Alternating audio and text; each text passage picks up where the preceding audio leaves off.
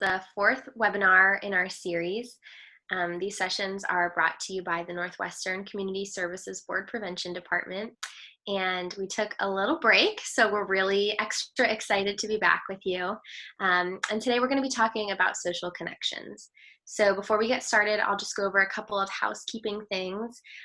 You'll see that you are already muted and your video is turned off. We ask that you remain that way for the duration of this time, and then we'll be doing question and answer at the end. So if any questions come up for you while we're talking, if there's already a question that you have that you want to ask, feel free to send those questions directly to Amber Rainey.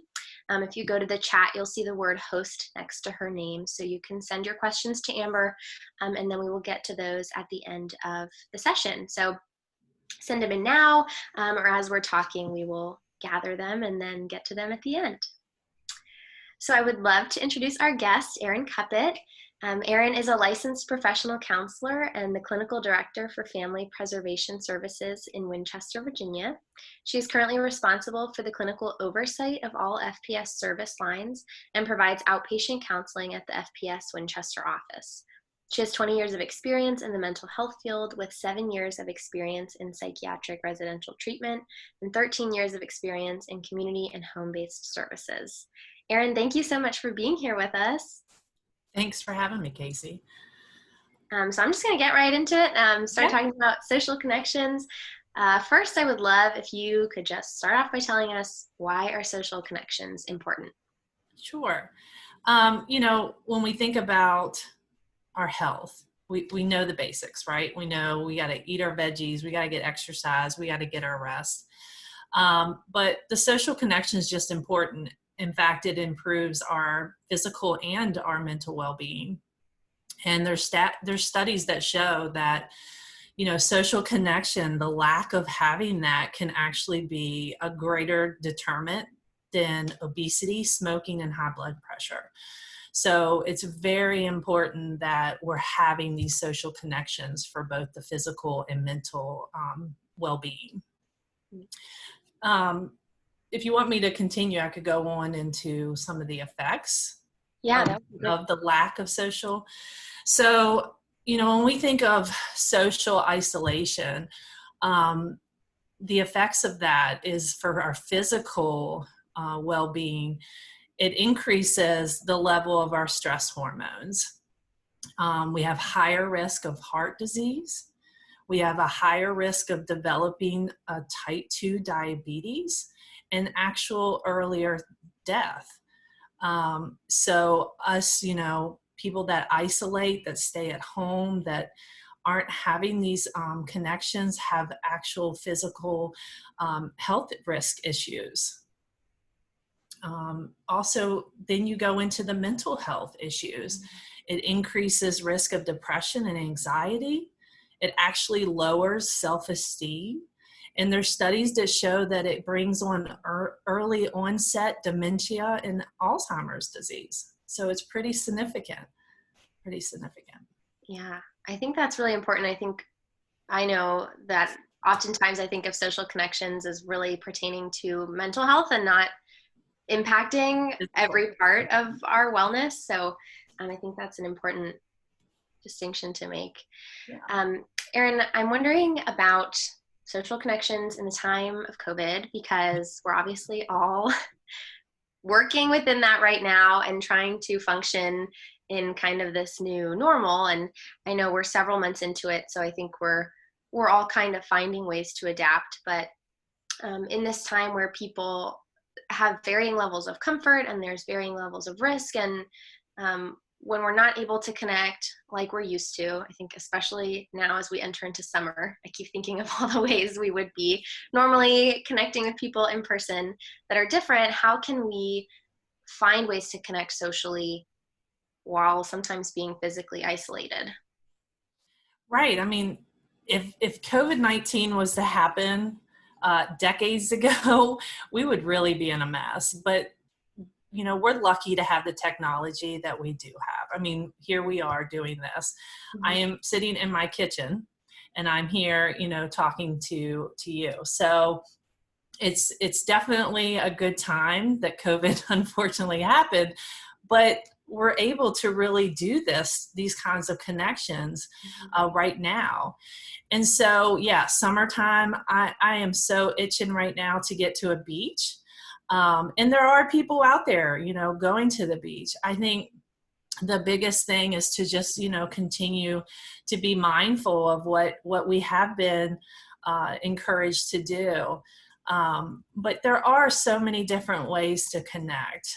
We can connect through Zoom. So I also think this is a great time to kind of go old school.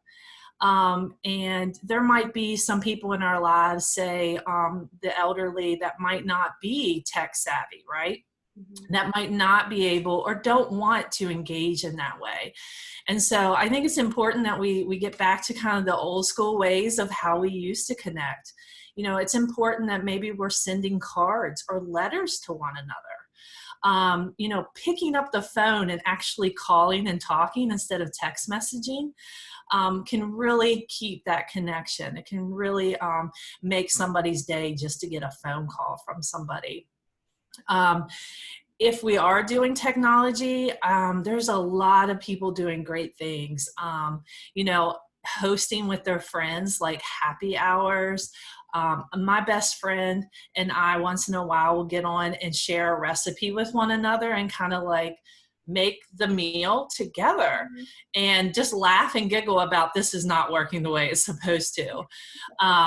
So having that creativity, and it can be uncomfortable at first because here, you're in your kitchen and you're doing something and you have somebody on your phone or computer, but just really trying to make an effort to engage other people in that way.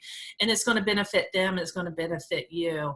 The birthday celebrations, I just miss going to a birthday party with little kids running around and stuff.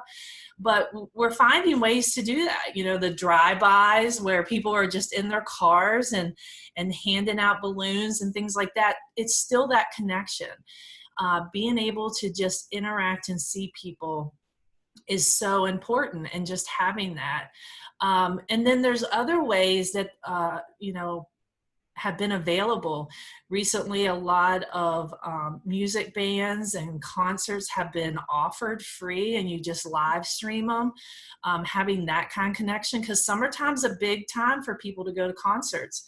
And that, right now is just not going to happen. And then even going to like zoos or museums, people might not feel comfortable doing that yet. And so they offer the virtual tours, which allows you to still, have that connection of being out doing something other than, just sitting in your home.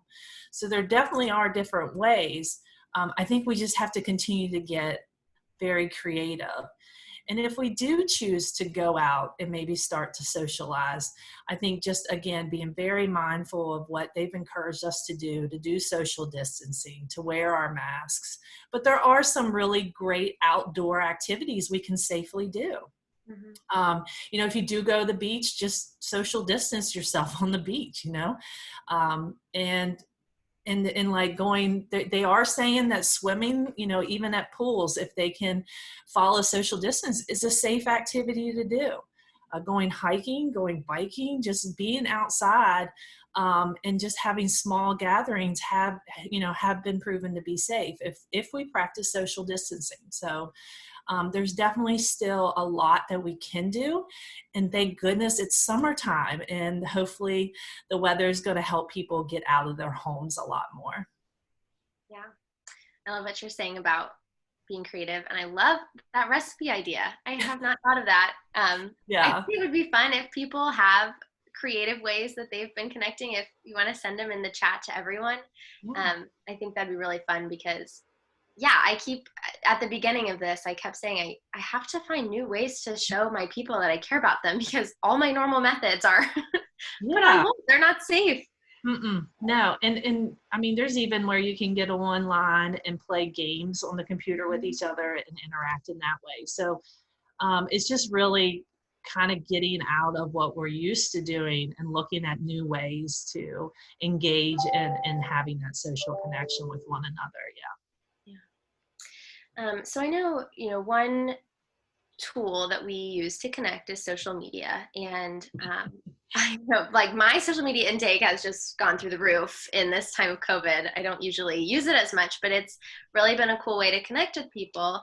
But we know that social media is a blessing and a curse.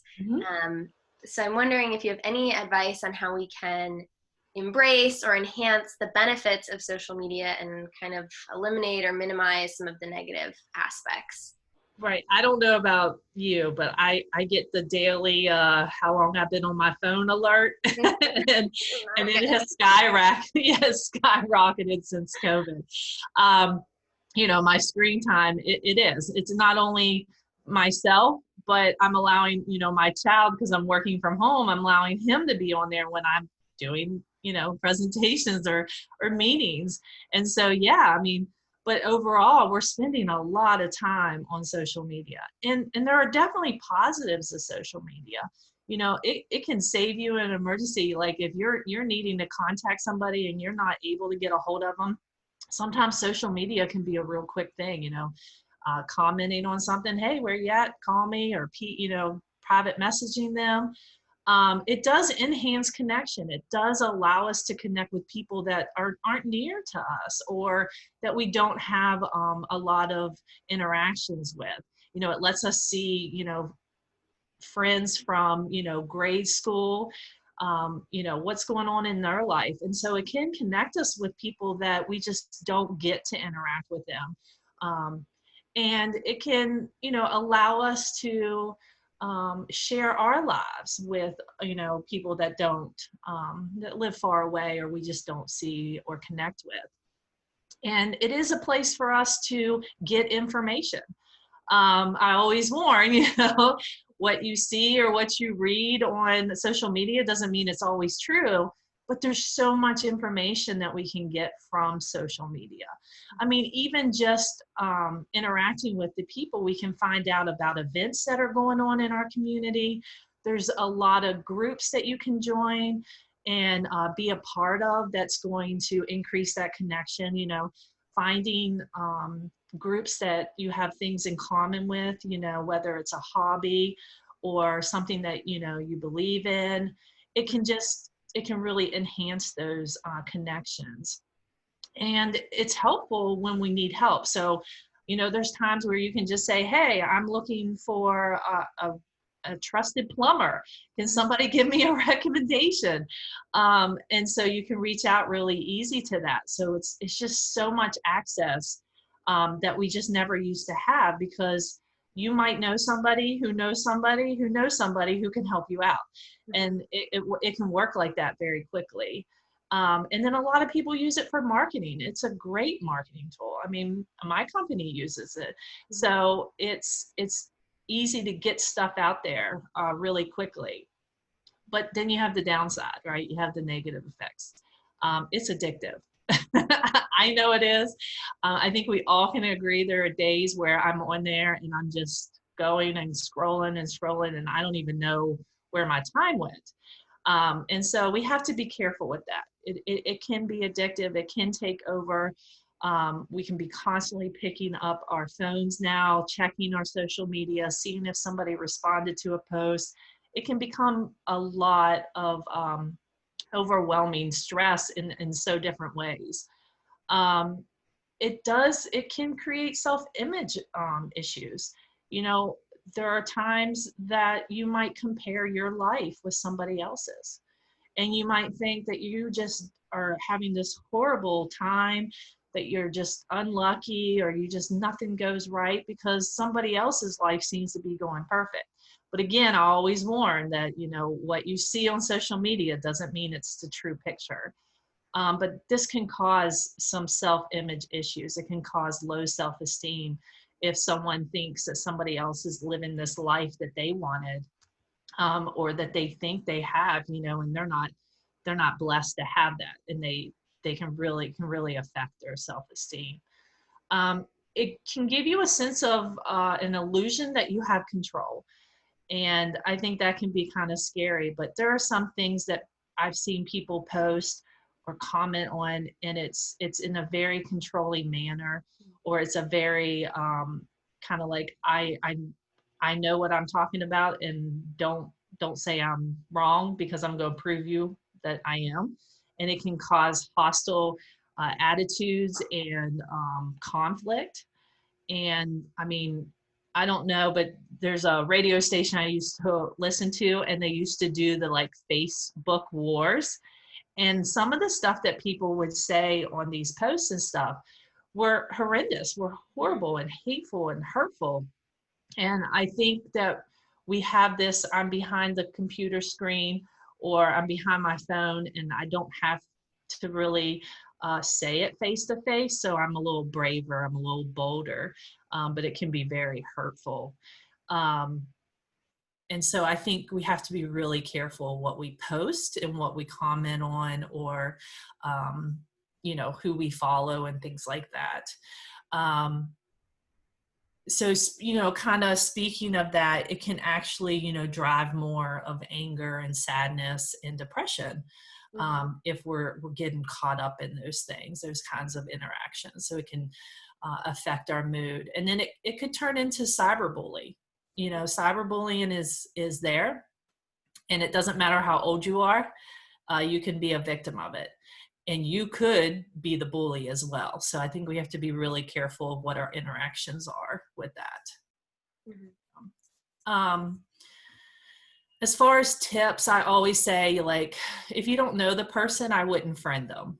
Don't friend everybody and anybody. If you're there to connect socially, then that's what your goal should be every time you get on there. So I was kind of talking earlier about how sometimes I catch myself just scrolling through, and one of the number one tips that I found when I was kind of looking through all the research and stuff was, definitely, if you're going to use social media, to make sure you're actually engaging. And that will keep things positive. If you have positive engagement, things will stay positive, and not what they call lurk. Don't just scroll through, just kind of almost like, stalking what's going on in people's lives, but just don't lurk, but actually engage, comment on somebody's photo, like a photo, direct message somebody and say, hey, how you been? What's going on? Your little boy's getting so big, things like that can really keep that positive mood and feeling when you're on social media. Yeah.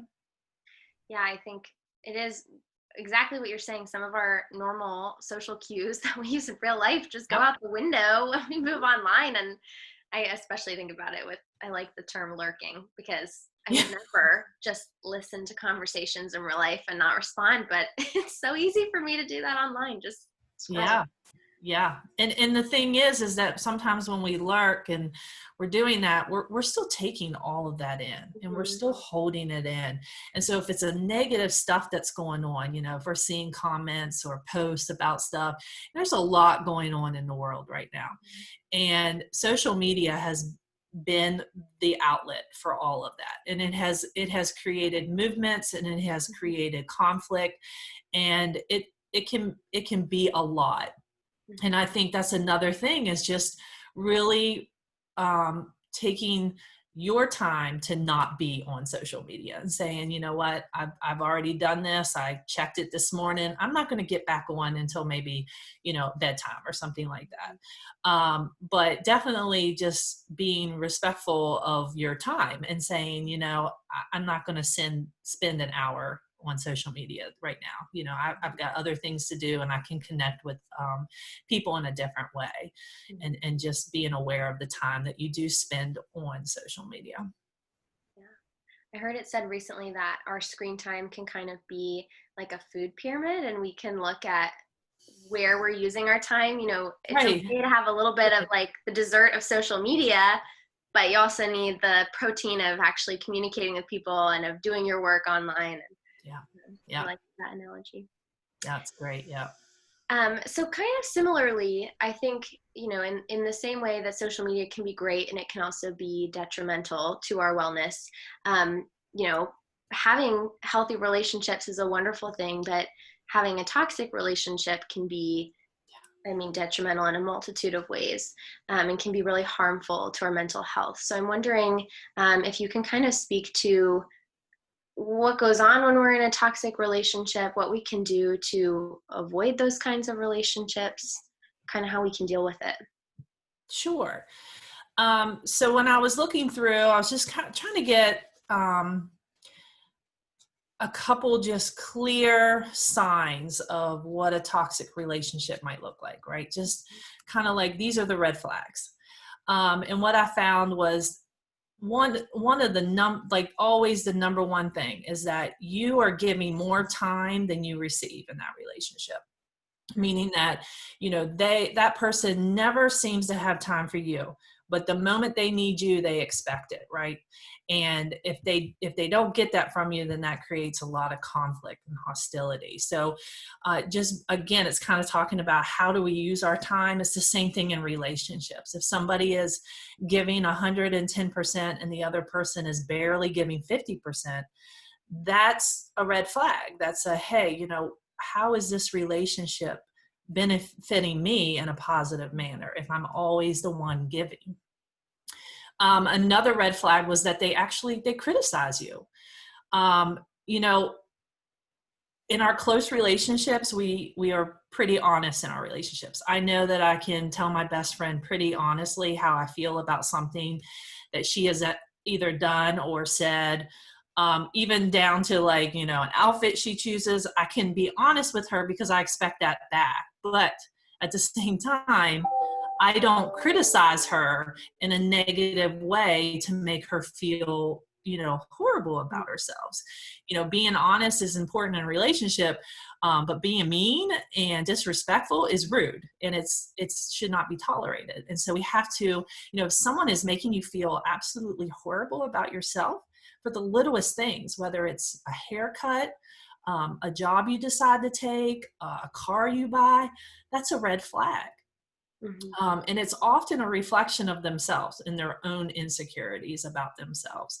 So, not allowing someone to criticize you would be, and if they are, that would be a red flag. Another thing would be that they are telling you that you need to change and that you are always being blamed for the issues in the relationship is a huge red flag.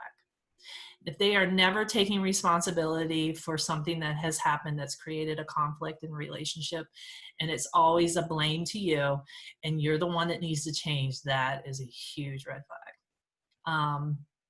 And then if you're just constantly up and down in emotions or don't even know how to respond to somebody, if you're afraid to say something because of how this person is going to respond, again, red flag. This isn't a positive relationship. If you can't honestly express how you feel about something because you're worried about whether or not that person's going to yell or scream or put blame on you or create an even bigger conflict, perhaps it's not a positive relationship. If you're walking on eggshells, just afraid to even ruffle the feathers, then definitely take a step back and think about that. And then the one that I thought, again, when we talk about social connections, we're not talking about just our mental well-being. We are talking about our physical well-being. If a relationship is actually making you physically stressed and sick and ache and hurt, that is not healthy. They have literally become the pain in your neck. They have literally become something that you just shouldn't have to live with. You should not feel physically sick or stressed out thinking that you're going to have to interact with this person or that you're going to have to be around this person. And so I felt like those definitely were the top, indicators that this is a toxic relationship. Yeah, those are really helpful. I think, what's challenging after you identify that it's not a healthy relationship is how to separate yourself from that relationship, space yourself, or, totally remove yourself. Do you have any kind of advice for that? Yeah, sure. I mean, the hardest thing and the number one step that has to happen is to be honest with yourself, to be able to notice how you're feeling in this relationship. Um, are you your true self in this relationship? Are you able to be you?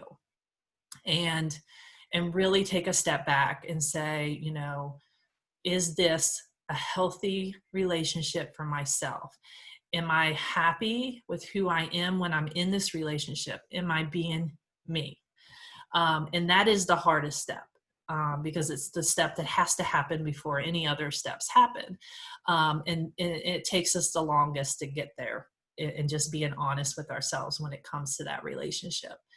And it makes us have to trust our intuitions that this is not good and I need to get out. And so when we finally get through that and we're honest with ourselves, the next step, and hopefully you already have some, is making sure that you are reaching out to the people that you trust and that are going to support you, because you're going to need them. You're going to need them because there are going to be times where you're going to question yourself and you're going to be like, well, maybe I was overreacting, or maybe I'll just give them one more time, one more try. And maybe she really didn't mean it that way. And so we start questioning ourselves. And so we really need the support of those that really do love and that we can trust to help support us in that decision. And then, you make the plan. I'm going to end this relationship and I'm going to do it in a way that's going to get my point across. It's going to keep me safe. It's going to keep me from having to deal with that over and over again. And so having the support of family and friends or whoever is there for you to help you come up with that plan would be really, would be my advice, so again, you have that kind of backup. And then, depending on the relationship, how long the relationship went on, was this, and for any relationship, a friendship, a romantic relationship, it could be even with a family member that is just toxic. And so sometimes these separations can be really significant to our mental health. And we might have the physical issues where once we let go of that relationship, we're just exhausted and we realize like how much we have really put ourselves through. And so I always recommend that even with the support of your friends and family, there might be a time that you need to go talk to someone. And so you might, counseling might be a great benefit to just kind of work through all of that has happened. And that might continue to create some stress or some, worry in your life, and just how to manage all of that. Mm-hmm. Yeah. I love what you're saying about relying on your really good relationships with the people you can really trust to get through that. And, also recognizing that sometimes we're the really close relationship that someone else is relying on as they kind of address a toxic relationship. Mm-hmm. I'm wondering if you have any thoughts on how to be a good support when we're loving someone who's going through that, especially when it's our child. I know we have a lot of parents on this call. If you're recognizing that your child has a toxic relationship in their life, if they're recognizing it, what can you do to support them? Yeah, I think one of the biggest things is that, of course, being there and not being judgmental. I think especially as parents will often, we want to be defensive to our child and be like, oh, who is that? And who hurt my child? And, I'll have to go talk to their parents. And sometimes that can cause more stress and worry in our child because they're like, oh no, I don't want my mom going over and, making a scene and stuff like that. I think the biggest thing is just really meeting our child where they are. Mm-hmm. And we have to look at it as an emotional, where are they? Because sometimes, and I hear it, and I probably have said it before too, you have a 12-year-old and you're like, you need to get over it. You're 12 years old. This is little kitty stuff. But the reality is when we're dealing with something like that, especially like a toxic relationship or a conflict that's significant in our lives, we often do kind of, we just regress back to a lower emotional, younger state. Mm-hmm. And it really depends on how we were raised and how we have coped with things. And so I think it's really important that we just meet the child where they are emotionally. And one of the biggest, things that I've had to learn over many years of working in this field is making sure that I always have a kind presence. I have kind eyes, and my body is telling the child that I am open to this.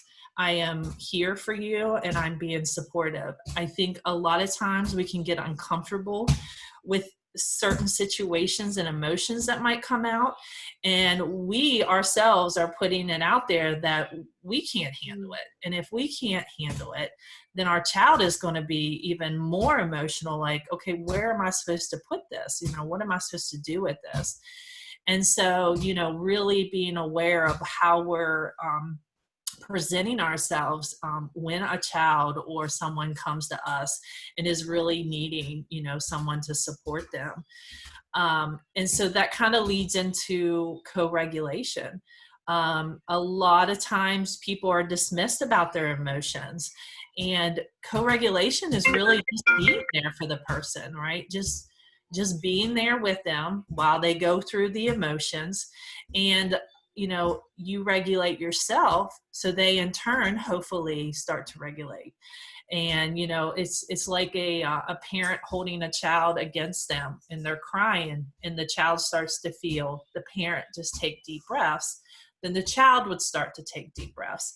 Well, it's the same thing even with another adult. Just sitting in the room with them and allowing your calm presence and regulated presence be in there can help someone just start to regulate themselves. And so really having, again, that connection where I'm here and I'm listening, and I'm being supportive, and I'm okay with this. You can have whatever emotions you want. It's not going to get me escalated. It's not going to make me feel uncomfortable.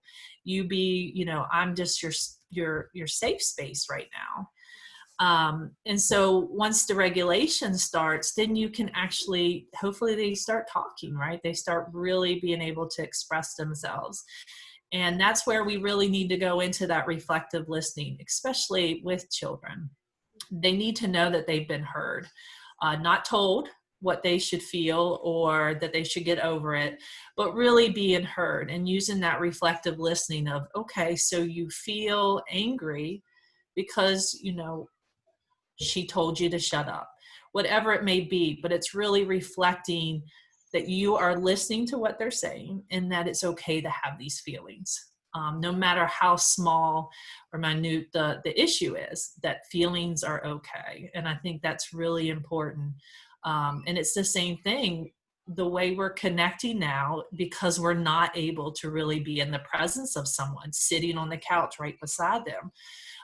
We really need to use that kind of reflective language so the other person knows, okay, you hear me. It's okay for me to have these feelings, and you're not judging me.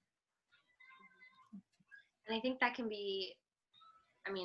definitely be stretched beyond just helping in the toxic relationships like we were talking about. But I think that's how we have to support those around us, and especially children during this really uncertain time in the world, while they're not seeing the other adults in their lives that they're used to seeing, their teachers, their friends, right, parents, and that sort of thing. Yeah, absolutely. I mean, when we talk about the child and adult connection, it really is important. And studies show that just having one stable adult figure in a child's life increases resiliency, and it allows the child to cope and come out of stressful situations without, having significant issues down the road, because it's that adult connection that allows them to feel safe, to say it's okay to have these feelings, and I'm here for you, and I'm not going anywhere. And so that's really important. So it only takes one person, and I think that's what's really important, is that no one knows. You might be that person, and we have to be very aware of how we interact with other people, and that can be not just for children, but for adults. We might be that one person that is stable and consistent in their life, and that is there for them, and so we have to be really aware of our own interactions and how we cope and how we manage our own feelings. Yeah, absolutely. I think that's a good segue into some of the questions that we're getting from attendees, because we've got some good ones about parenting.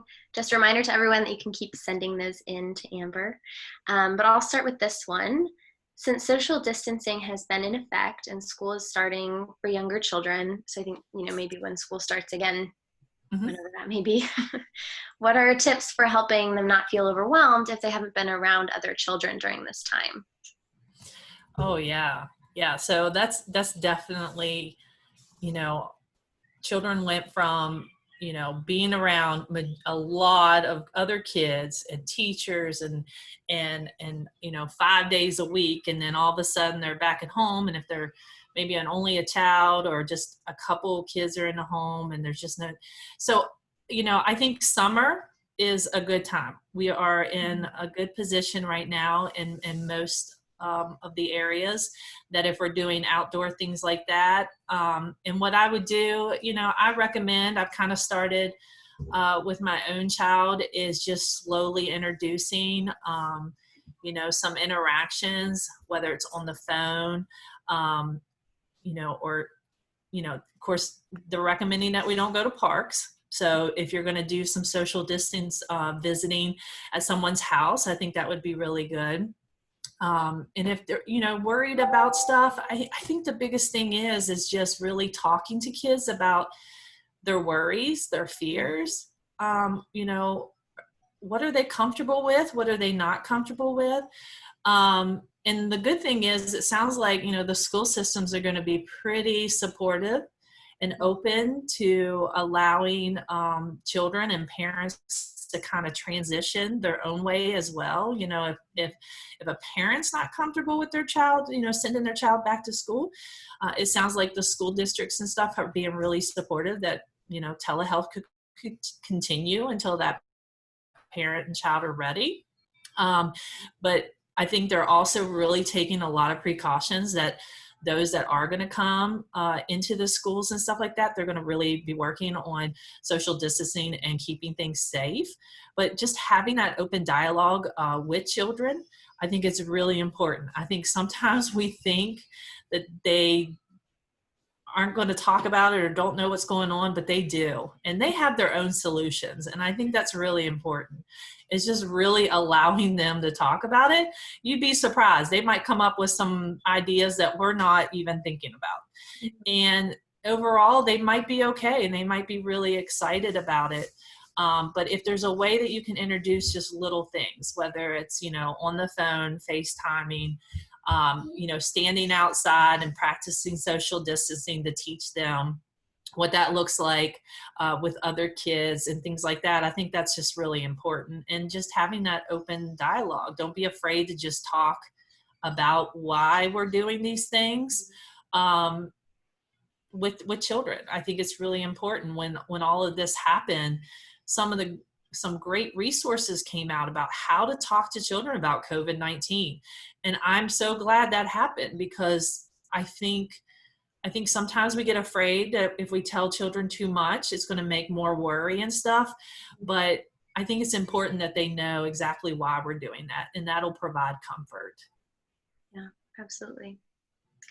We have another good one here. Have you seen increases in depression and anxiety with clients during this time? Yeah, so I've actually seen both sides. So with telehealth and not being able to do some face-to-face, I have seen where it's really affected, and people that aren't getting to leave their home and things like that, and they're not sure what to do with their time, or they're just feeling like, if I don't get out of this house, so I think that's a lot of us extroverts that need a lot of social connection. And so, yeah, there's definitely been an increase in depression and anxiety. But what I've seen is that the more we talk about things, the better it gets. I mean, even with some of my clinicians, I meet with them every morning, and we just have this little social time to kind of talk about what our day's going to look like, how our weekend was. And it's really made a difference. It's affected me in a positive way, and they've all said that it's really helped them. and it just keeps us connected. And so there's definitely been an increase. And I think the more we connect with people, that will help reduce that depression and anxiety.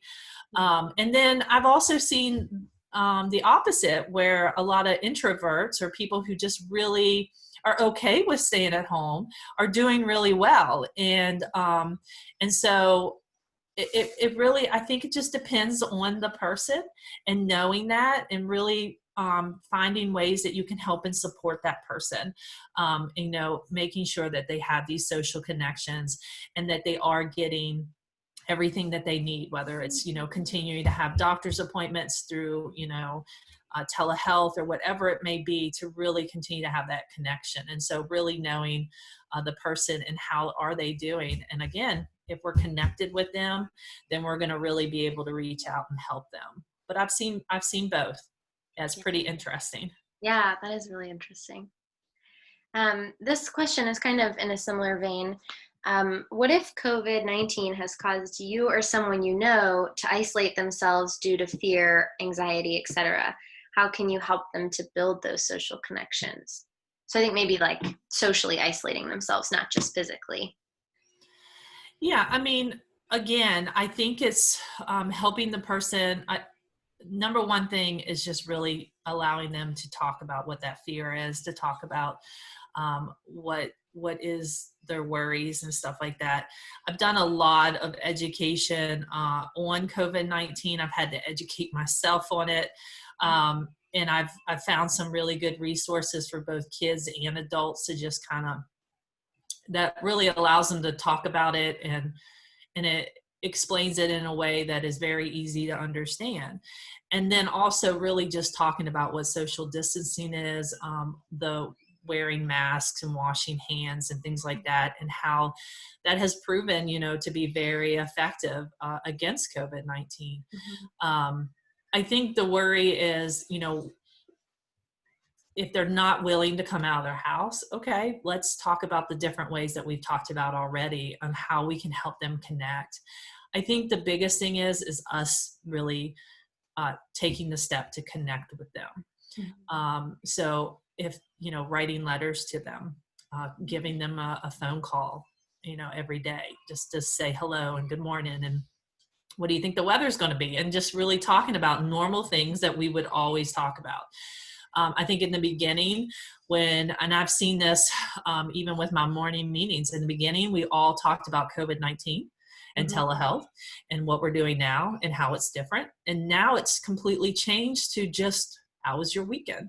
And I have a funny story to tell. Let me tell you what happened, And so I think really just connecting with people on that level of just, I'm here, I'm ready to connect with you. Hey, I saw this funny article in the newspaper, I'm going to send it to you. Trying to get them to connect in that way. But I think it's important that we're the one making the effort, and hopefully they'll fall in place and feel more comfortable about those kind of connections. Yeah, and I think kind of, and something I sort of heard you alluding to is having boundaries, and sometimes that means saying, we're not going to talk about COVID on this phone call. We can have a phone call tomorrow where we talk about hard things related to COVID, but for this call, we're just going to talk about everything else in life. And I think that's helpful. Yeah, absolutely. This is an interesting question. Do you have any thoughts around the loss of touch, which is another important part of social connection? Can animals help with this? Oh, absolutely. I was just going to recommend animals. But if you're somebody who can't have animals, and I understand that. Yeah, we have really lost, a lot of us have lost that touch. When all of this started, when we were all really quarantined and stuff, like it was really, really difficult for my son, who couldn't hug his grandma or granddaddy. And so we have lost this connection of touch, and it is important. If you do have animals, or you're interested in having animals, I mean, it is proven that just sitting and petting your animal can reduce your blood pressure, it can reduce anxiety, increase mood. having that kind of connection.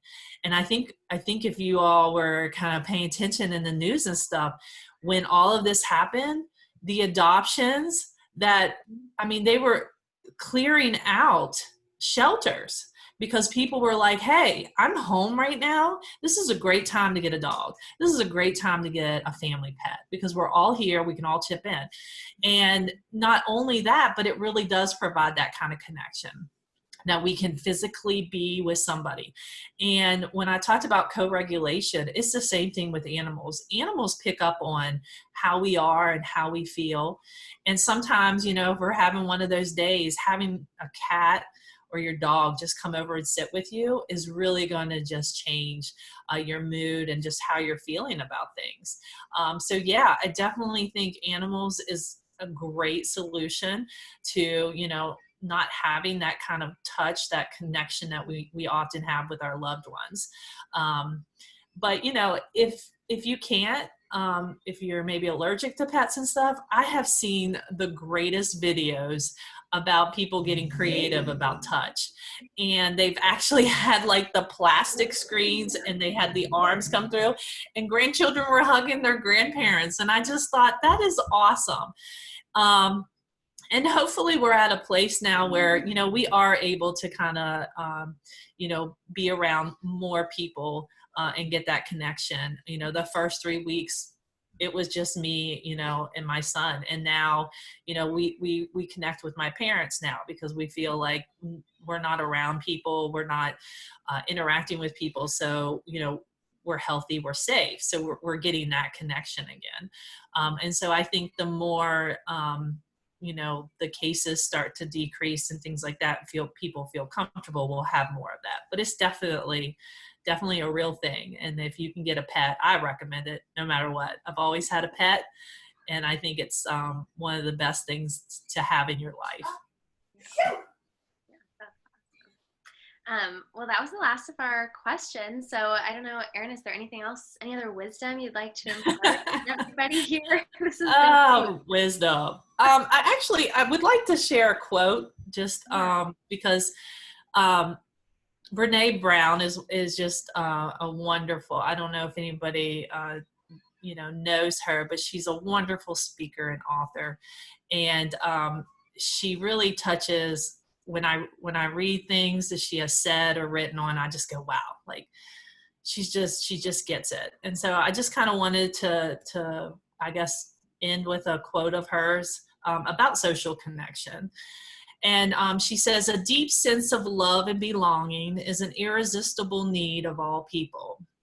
We are biologically, cognitively, physically, and spiritually wired to love, to be loved, and to belong. When those needs are not met, we don't function as we were meant to. We break, we fall apart, we numb, we ache, we hurt others, and we get sick. And so connect. It's important. Very, very important. I love that. This has been a great conversation. Erin, thank you so much for being with us. I feel like I can learn from this. Thanks for having me. This has been awesome.